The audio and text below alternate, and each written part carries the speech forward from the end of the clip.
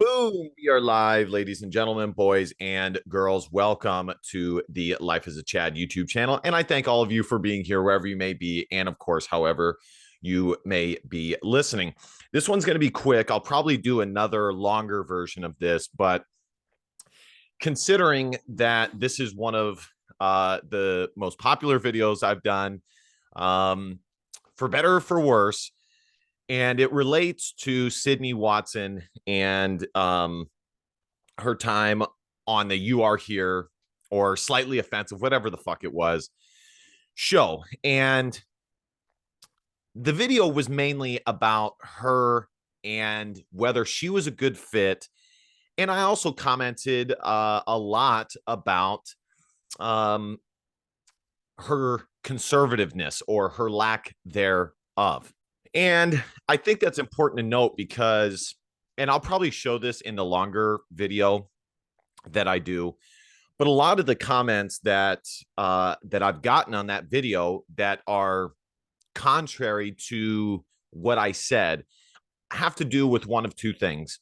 One, it's either someone, well, both of them really are proving my point, which is I pointed out that a lot of these guys that watch and tune in to these female YouTubers, a lot of it has to do with sexual attraction. That is why on a lot of these channels that these women run, most of the audience is male.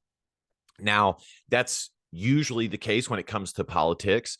But nonetheless, that is what it is. And personally, I don't think that that's good. I'm a conservative man, and I don't think it's good. And I even admitted that I've been guilty of that myself. I don't think it's good to masquerade viewing in to a channel for, you know, educational purposes, but you're really there because you find someone attractive. Now, is that any different than watching the news or things like that? Well, yes and no. I mean, some guys do tune into the news specifically because they have hot chicks as the weather chick or whatever. So I made that point. And I think a lot of them, as I said, one way or the other, make my point. And I think there were definitely a few who would push back and defend Sydney's honor and, totally simping for her. And it's just like, come on, enough already.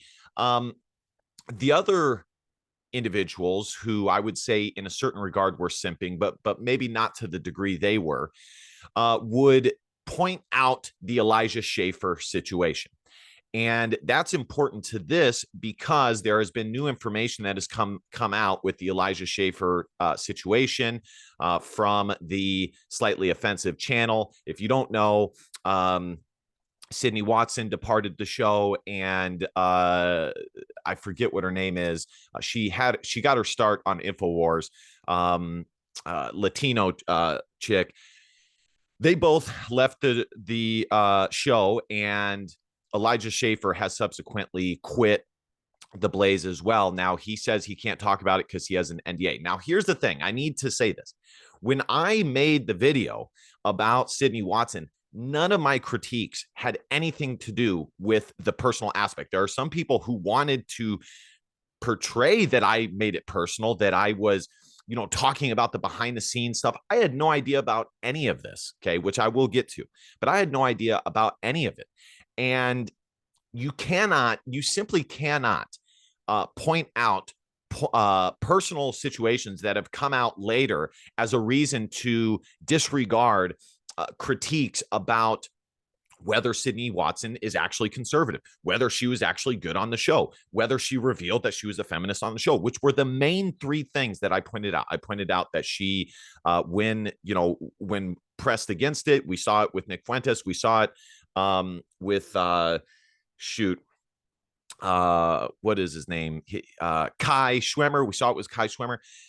That when pressed against it, she reverts into her natural state of being a feminist, which most women do. I don't begrudge her for that. Most women do. If you're born in the West, you have some semblance of being a feminist.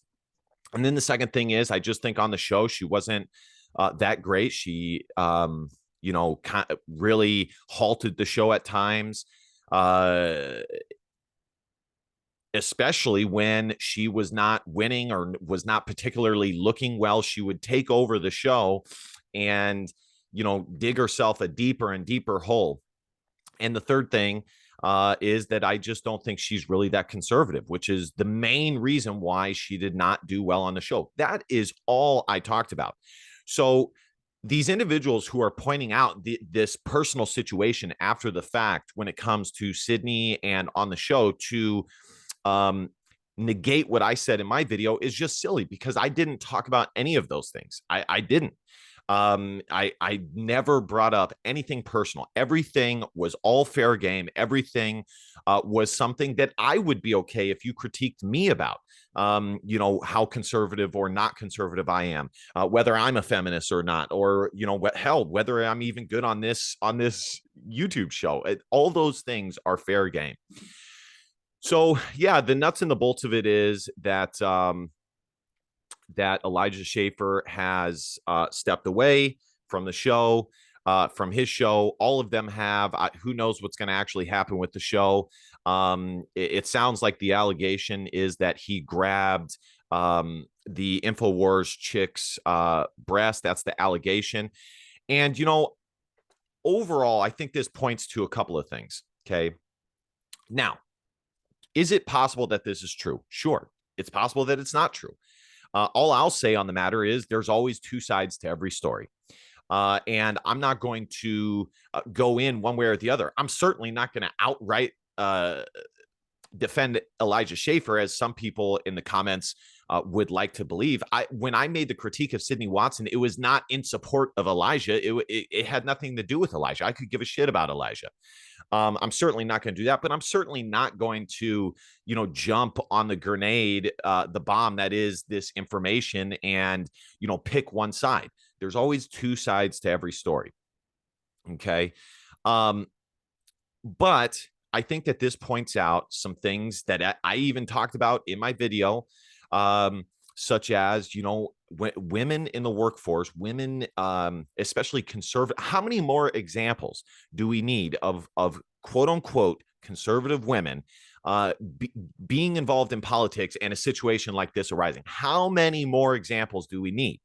And you could say, well, men should just be better. They should, they just shouldn't be doing this. And that's assuming that the allegations are true. And it's like, well, listen, you're basically asking,